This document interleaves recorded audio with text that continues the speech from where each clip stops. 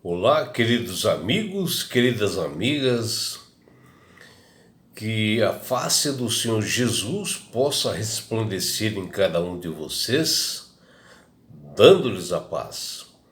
Que todos tenham um dia prazeroso e deleitoso ao lado do Criador do Universo.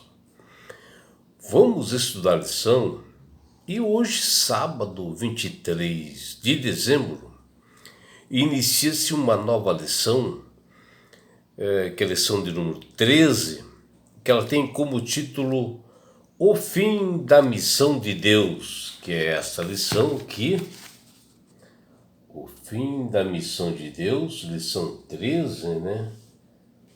Aí nós temos o verso para memorizar.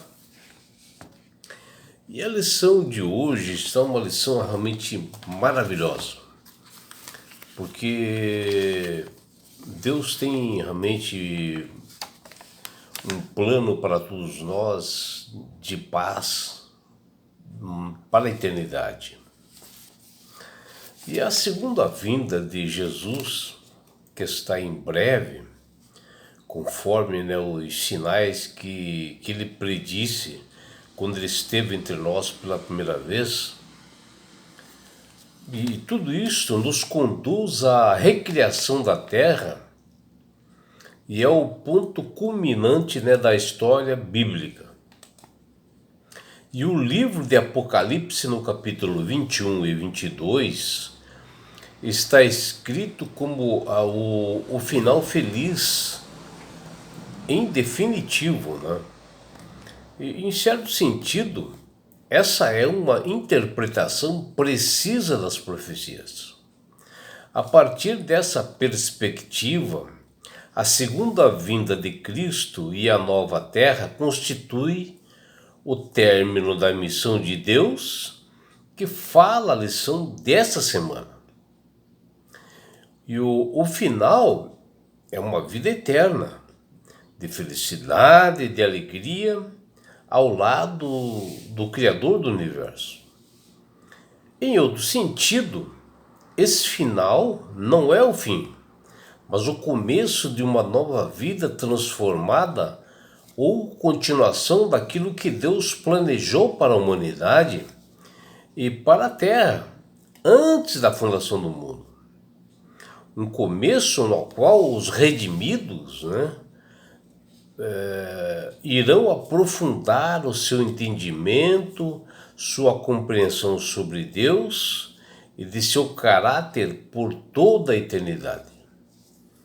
E por isto que o verso para memorizar da lição dessa semana, tirado justamente do livro do apóstolo Pedro, na sua carta, que nos diz: uma vez que tudo será assim desfeito, vocês devem ser pessoas que vivem de maneira santa e piedosa, esperando e apressando a vinda do dia de Deus.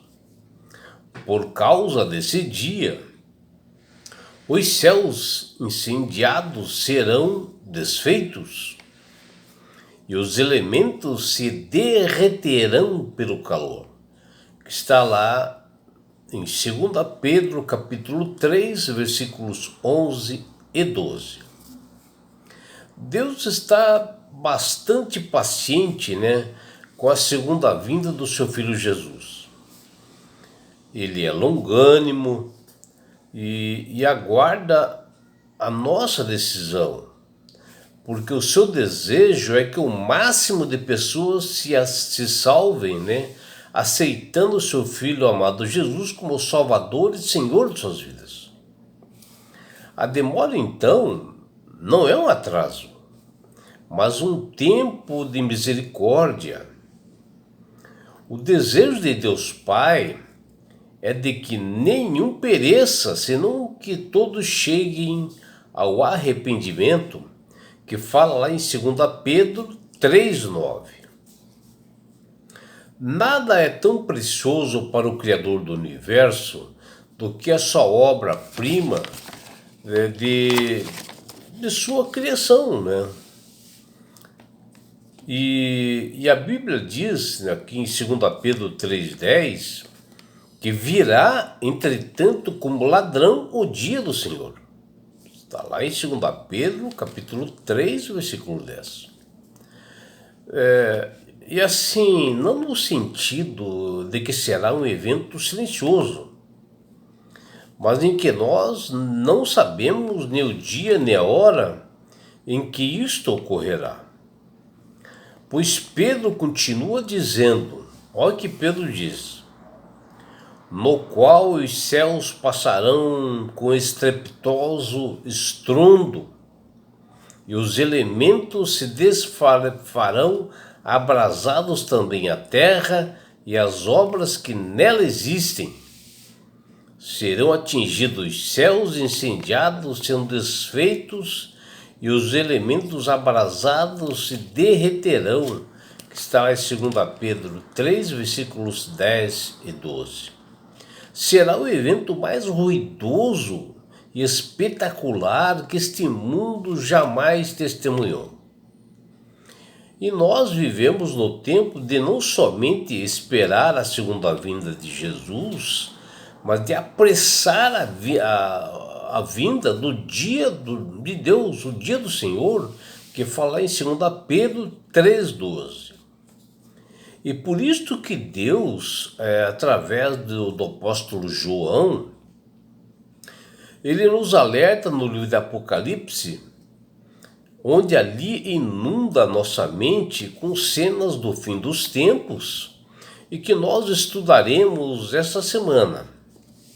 O epicentro deste livro trata-se do conflito cósmico, entre o bem e o mal, entre Cristo e Satanás.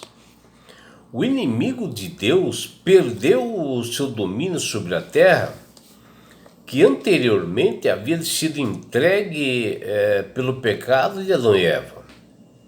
E que agora, sabedor que o seu fim está próximo, com a segunda vinda de Cristo, ali o inimigo de Deus será exterminado. E agora ele persegue aqueles que permanecem leais a Deus.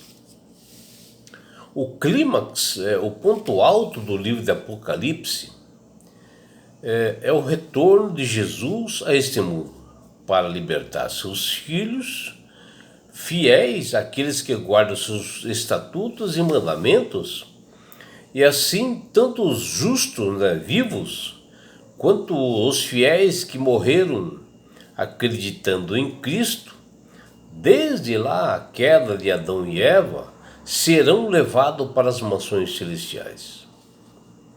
O livro de Apocalipse nos mostra com detalhes a destruição de Satanás e dos rebeldes ímpios, onde todos serão destruídos em um lago de fogo, e o estabelecimento do reino eterno de Jesus na terra totalmente renovada e transformada. As pessoas que estudam o livro de Apocalipse com bastante entusiasmo, atenção, e pesquisam, e procuram identificar com os sinais e eventos preditos por Cristo, que marcam a história da igreja assim, desde o primeiro selo, primeiro século, depois de Cristo, até os dias de hoje, no fim dos tempos, entenderão a verdadeira missão de Deus. E assim nós falaremos durante a semana sobre esse livro fantástico, que está escrito pelo apóstolo João, chamado de Apocalipse. Um livro assim focado em um Deus missionário que nos chama para nós sermos uma igreja missionária, para nós salvarmos pessoas. A lição dessa semana, com o título Fim da Missão de Deus, nós assim observaremos detalhadamente que a revelação de Deus sobre si mesmo ele é composto por 3 fases, né? E cada uma exige diferentes definições de missão. E nós realmente veremos cada ponto sobre essas fases. Estudaremos que as evidências de que o Apocalipse se concentra na missão de Deus nos últimos dias e as revelações do apóstolo João, que está lá em Apocalipse 1, versículos de 1 a 7. E assim nós aprenderemos o que significa os títulos para cada redimido, que está lá em 1 Pedro 2,9. Aprenderemos também sobre as mensagens e a missão dos 3 anjos do Apocalipse. Mas que isso tem a ver com a nossa missão neste mundo, que está lá em Apocalipse 14, versículos de 6 a 12. Bom, e o que Jesus quis dizer com quem não é por mim é contra mim, e quem comigo não ajunta espalha? Nossas respostas estarão em Lucas capítulo 11, versículos 23, e também ali em Apocalipse 14, versículos 6 até 12. Na lição, nós veremos por que a Bíblia diz que todos os grupos de pessoas são importantes para Deus na crise final. A resposta nós veremos ali em 1 João capítulo 4 e 8 e veremos também em 2 Pedro 3, 9. O que a Bíblia menciona sobre o caráter daqueles que se tornam seguidores de Jesus? Por que isto é importante?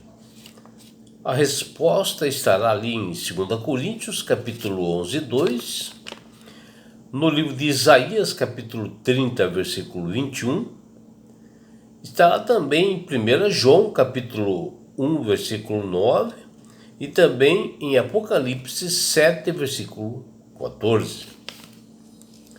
Aprenderemos também que João, no livro de Apocalipse, descreve a nova terra. E assim a missão será concluída. Mas como é descrito esta cena desde o novo lar aos remidos? Saberemos durante essa semana em estudos detalhados, que está ali em Apocalipse 21, versículos de 1 a 4, Apocalipse 21, versículos 22 e Apocalipse 22, versículo 5. E é por isso, meu amigo, minha amiga, que Deus tem falado com todas as pessoas através do Espírito Santo para aceitarem a Jesus como Salvador. Porque a partir do momento que você aceita Jesus como Salvador e Senhor de sua vida, você passa a ser uma pessoa sábia, uma pessoa de entendimento, que sabe manusear bem as Sagradas Escrituras, e o Espírito Santo começa a trabalhar na sua mente, para você ter um entendimento aqui nesse livro do Apocalipse sobre o fim da missão de Deus, que é justamente o livro do Apocalipse. E não é só isso, meu amigo, minha amiga. Quando você aceita Jesus como Salvador e Senhor, você ganha de Deus esse presente que chama-se salvação. E com isto, Jesus vai levar-te para as mansões celestiais. Um lugar onde não haverá mais morte, mais dores, mais aflições. E sabe por que Deus quer fazer isto com você, meu amigo? Com você, minha amiga. Porque Jesus te ama. Abraços do seu amigo João Carlos Amorim.